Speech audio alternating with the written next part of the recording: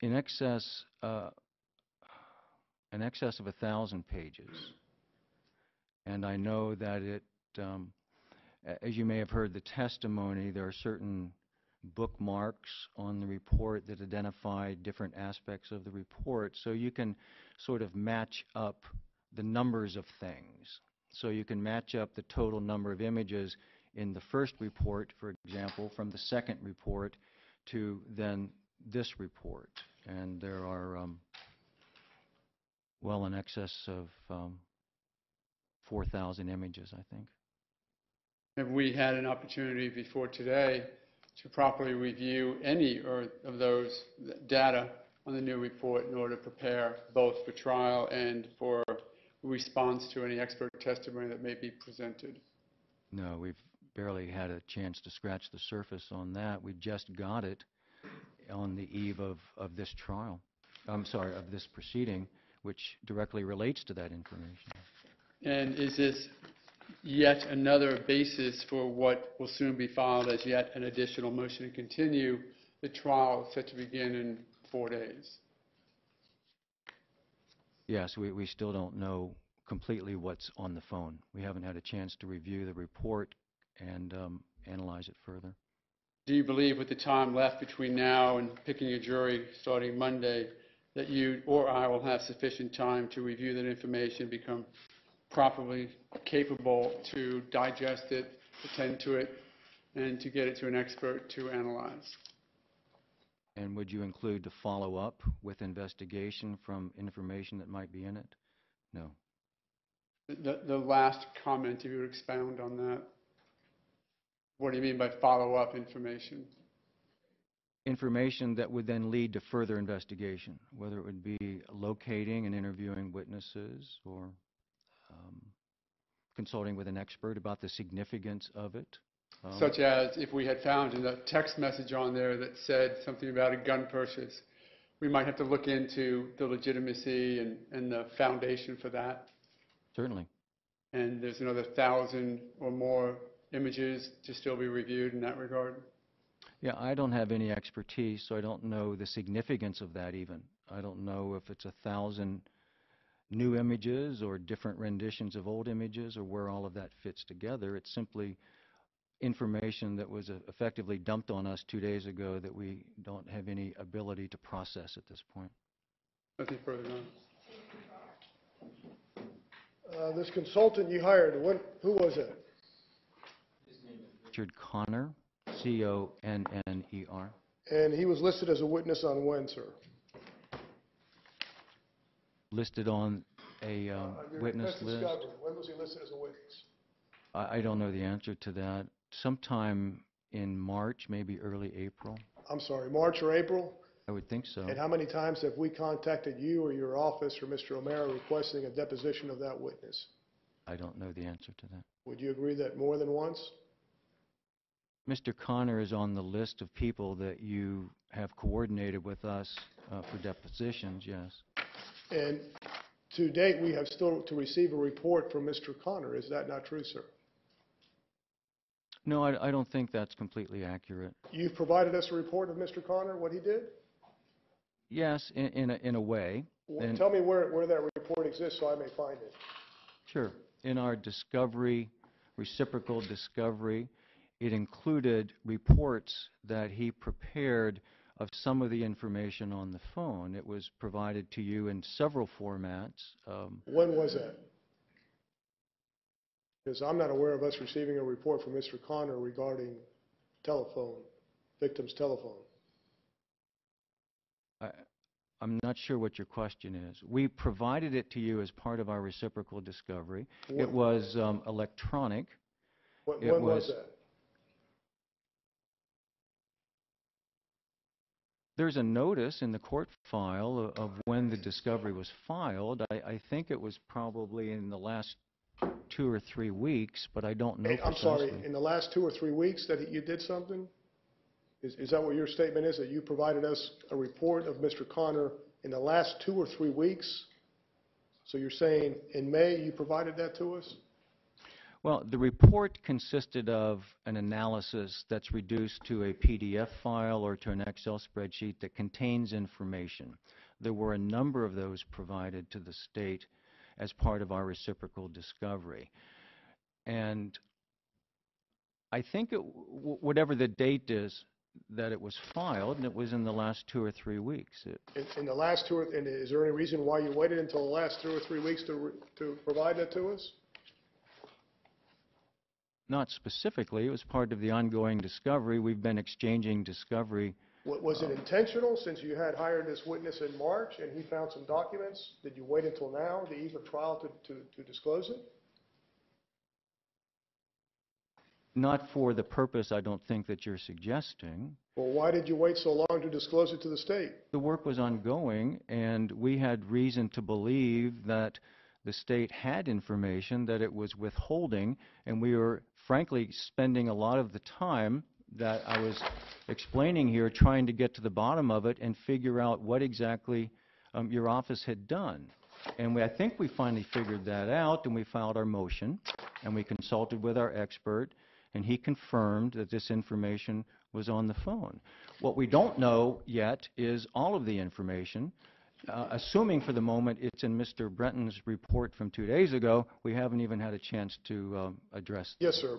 My question specifically, do you recall what the title of, or the term that was used to describe Mr. Connor's report? It wasn't. Was it labeled? It wasn't labeled specifically Mr. Connor's report. Do you recall the phrase that was used to describe it? To the best of my recollection, the electronic file folder that contained his work, that were the various reports that he prepared, including some Excel spreadsheets and some PDF files. It included some data that he had recovered that then turned out to be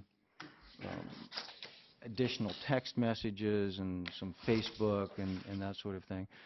I believe the folder that was provided to the state was labeled R. Connor, for Richard Connor. Okay. And you believe that was 2 or 3 weeks ago? Mr. Dillon. No, I'm just asking you. If you don't remember, that's fine. I think you stated 2 or 3 weeks ago. We had a couple of discovery disclosures. As you know, we've been bumping up against deadlines for quite some time now. And it was around the time that we filed a couple of discovery disclosures in the same week, if I'm not mistaken, or within a few days of each other.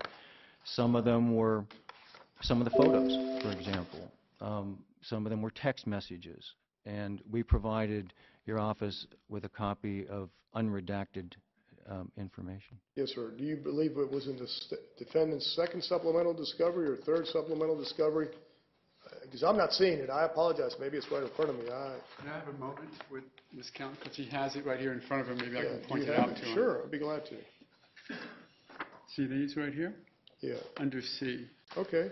So it's not titled Connor. It's titled Trayvon Martin Extraction Report, 10 pages. Trayvon Martin Extraction Report, 2 pages. I'm sorry, 1 page, 1 page, 4 pages, 1 page, 2 page. Is that what you're referring to? 1 page and 2 pages. Is that what you're referring to? I can't say that I am referring to that specifically because I'm not looking at it, and I'll be glad to show you if I may approach it. I don't think I signed that particular document. This is the one your co-counsel, Mr. O'Mara, said.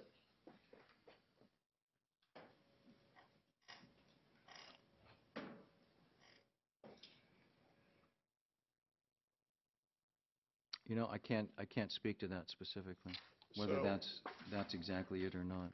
So by looking at it, even you can't say whether that is the document or not. Was that intentional on that part? You weren't trying to hide anything, were you? We gave the electronic file to the state that had all of the information. That's a summary, and it's almost sort of a roadmap. You just look at the evidence. That's when we get CDs and photographs, we look at them. And I apologize. I didn't see CDs in discovery. I'm talking about reciprocal. When your office provides us with CDs, we look at them. and when it's provided with photographs, we look at them. So you're looking at the source, basically. You're looking at the source and then asking us to look through it to determine what's in there, basically. Right? We provided, are we talking about information that Mr. Connor was Yes, sir. ultimately able to extract? Right. That was provided to the state in our supplemental In discovery. a source, and then we had to look through it and determine what was there or not, right? You just look at it. It's Okay. there. Well, isn't it true that the source file regarding Mr. Trayvon Martin's phone was provided to you, I think you stated in February, January? Wasn't all that information there? Here's what happened on that. We got the report in January. Mid-January, Mr. Brenton got back from Celebrate in New Jersey. And we did not get the source file. You And got it then in February? Then we asked for it, and we didn't get it. And then I wound up writing an email to Mr. Brenton, said, give us the source file, and he said, talk to Mr. De La Rionda. Right. I did. And you And ended then up we getting it in got February. it. Excuse me, I'm having a hard time hearing. Mr. O'Mara, can you pass notes? I apologize, I was just trying to get him the discovery that he says he doesn't have, which was forwarded. I just am asking if you have any information on those what I know. Go ahead. You got it in February at the latest, the source file? We got the source file, and I believe the date is February 22nd. Yes, sir.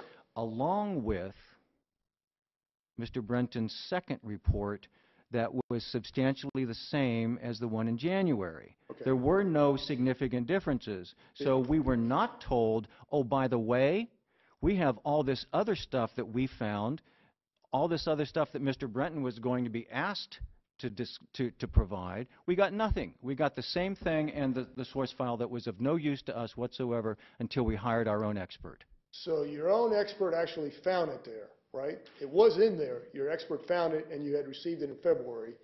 You're saying just you didn't know how to look for it until you hired your own expert, right?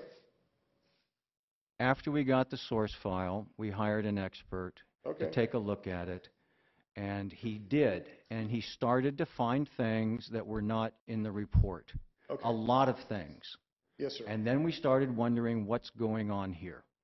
But the evidence was in there, is the bottom line, in that source file, correct? There is one source file, as I understand it.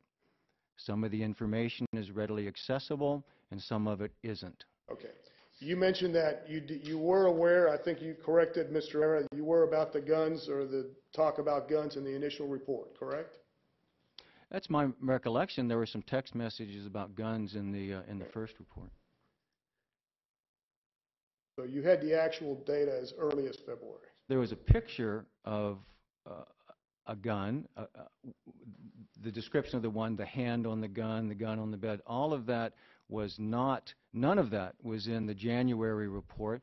None of it was in the February report that FDLE prepared. It wasn't until much later that that was discovered. And in fact, we know from Mr. Quidbo's testimony, he discovered it in January. You're saying that you did, when it was right in front of you, you didn't see it because you didn't know how to look it up. You or your expert didn't know how to look it up. I'm not sure what you're asking me. You hired an expert who is, I'm assuming, qualified to look this stuff up, right? Mr. Connor is licensed with Cellbrite. Right. He And knows how to he- work it from Celebrite, right? He is licensed by Cellbrite, and he uses the most current version that's available to him as he explains it.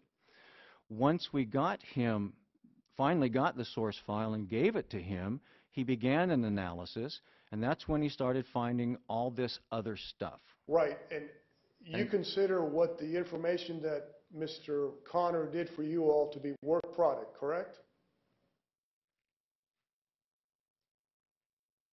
We provided it to you in our discovery. Did you provide the reports that he did? Yes, that's what I was telling you that we gave you in discovery. Those are his reports. This is what Mr. O'Mara says is the third supplemental discovery, which was done on May 23rd, which you don't know if it is or not because it's not clear, but Mr. Romero represented that it is, the one I just showed you. If you will show me the electronic file, I'll identify for you what I'm talking about. Okay. My question is, at some point, you guys decided to disclose it. You waited, what, 6 months to wait until disclosing it? Why did it take so long to disclose it to the state? And my question is, should we be asking for sanctions for you all for waiting until the last minute to disclose it to us? Well, you don't think it's a fair trial for both sides? I'm not laughing because I think this is funny. This is far, far from amusing. Let me ask you this, We sir. caught you hiding the information and confronted you about it, and you never gave it to us. And we called a witness today to prove that you hid that information, and then misrepresented it to the judge. Sir, with all That's due respect, okay? sir, with respect to the court, I'm not going to get into a banter back and forth, but I have Mr. Breton here who can explain everything, and he'll be testifying to refute your allegation, because it's very good for us to make assertions or allegations Your without Honor, is answering. this a question, or are we in fact I answering? apologize, Your Honor, I apologize. My question is, sir, we have a pending motion to compel discovery where you refused your own expert, who you told, I'm assuming, or he stated not to write a report, sent you an email with documentation as to his findings, and you refused to turn it over to us in discovery That's because you just- said it was work product. That's just not true. You didn't have a dialogue with Mr. Manti and emails where he's requesting documents of your experts in terms of report. You said he didn't do a report, and you said it's work product because he just emailed me the information? It's going to take me a minute to sort that out. Mr. Manti asked me for reports of experts that relate to the admissibility issue on voice identification. Yes, sir. That's an ongoing dialogue that we had, and I don't remember who filed the motion, but there's a motion on that issue, yes. There's a motion to compel It where has nothing to do with Mr. Connor that I can think of. That's why I'm having trouble understanding. I apologize if I confused you. I did not want to, I didn't mean to imply Mr. Connor. I apologize if I misspoke as to that. My question is, we have been asking for documents from your experts, and you said all your experts, they don't do reports, right? Mr. Connor didn't do a report, did he? Did he do a formal report? Mr. Connor prepared reports from his work on the phone. I guess you might call them extraction reports, and that we provided those. Okay. Do you recall, I guess going back to Mr. Connor, when he prepared that report? The extraction report, whatever you want to call it. Would the date be on the Well, extraction report? it was never a single report that I understand. My insight into what he does and how he does it is somewhat limited, but once we got him the source file, he began to process it, and he got information that was previously unknown and began to tell us about some of that. I guess And that started in March. okay. Yes. And you guys waited 2 months to provide that to us? Is there a reason for that? Yes, there's several reasons how all of that transpired. Okay. My question, sir, is, as part of your obligations under discovery, you're supposed to respond within 15 days, 20 days. You haven't completely complied with that. Isn't that true? No, we haven't complied in that, regrettably, discovery is still ongoing in this case to this day. Right. And you do recall that the state filed a motion for you to comply, and then once the state filed a motion for you to comply is when you bombarded us with 2, 3, 4 reciprocal discovery finally. Do you recall that? I'm sorry, I'm having a hard time connecting it with what we're talking about, but did we file reciprocal discovery? Yes, we did. We filed a good bit of it recently, yes. And was that on purpose? It was as a result of the ongoing process and some deadlines imposed by the court and late discovery by your office, and frankly, matters that are being litigated here today. It's all part of that, yes. So it's a normal thing as part of the discovery for that to occur, is what you're saying? I'm not saying that. I'm Okay. saying, if you're asking me to make a broad, sweeping statement like that, Only no. in this case did it occur, you're saying? It, meaning what? Late discovery by the defense on the eve of trial. No, I think discovery is ongoing, and it's not uncommon for there to be disclosures up until the point of trial.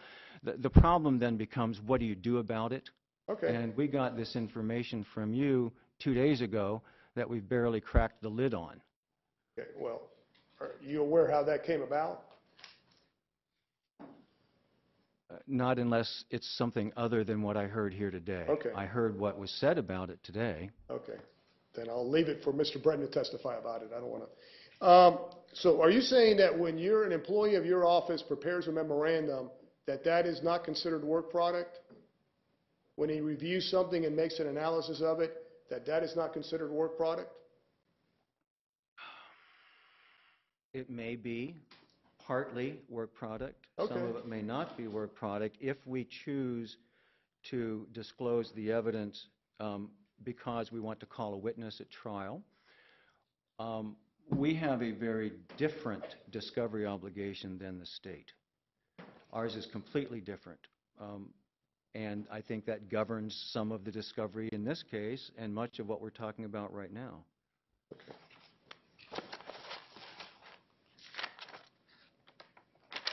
Thank you. I have no further questions, Your Honor. Yes. The report, FDLE report that we received on February 22nd, 2013, who did that come from? Who authored the report? No? How did we get it?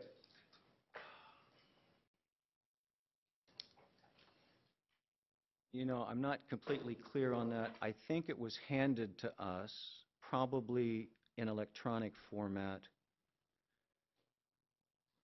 prior to a hearing that was scheduled later that day. Did that come from the state attorney's office? Yes. And if what Mr. Krebo says is true, that was forwarded to us as a report from FDLE that was significantly inaccurate based on what Mr. Krudos testified to. Would that be correct? Yes, substantially, significantly. It was approximately a month before that Mr. Rionda had said to Mr. Krubos, don't worry about it, FDLE will do another report. Is that the testimony that you heard? Yes, that's the sequence. There was a question of whether or not we had forwarded certain records or reports. I want to clear that up because it was I who authored the actual response. But in addition to the paper that you were shown, had we forwarded to the state a thumb drive that had upon it all of the reports referenced as extraction reports in that discovery? Yes, the submission, the discovery exhibit, the pleading isn't the evidence. It's sort of a guide. It sort of identifies generally the actual physical product, if you will, or whether it's an interview transcript or photograph or a data extraction. And in this instance, all of the information was compiled on a thumb drive. So we actually gave him the actual reports that our expert created, did we not? The extraction reports, and then some, Yes. actually, a lot We more did- than just that. We did not, as was suggested in his questions, say, here's some reports, go back to the bin file and find it yourself, did we? No. Aside, for example, aside from pushing the Create Report button on Cellbrite, has Mr. Brenton prepared any other report? The last report I'm aware of that he prepared was a couple of days ago when we got it. And before that, the last one that I knew of was basically a reprint. and that was February 21st or 22nd. How long are you aware of how long it took Mr. Connor to do his analysis on the bin file when it was finally received at the end of February? No, I don't. I know he had a substantial investment of time, and I can't really estimate his hours. I'm confident it's in excess of 25, but I don't know how much more than that. Nothing further, Your Honor. Thank you, Ms. Reedy. No, Your Honor. Thank you. Mr. Weston, you will then take a seat. Any other witnesses from, Rionda? I'd like to call Mr. Rionda, Your Honor. Mr. Dillon? No, I'm not going to subject myself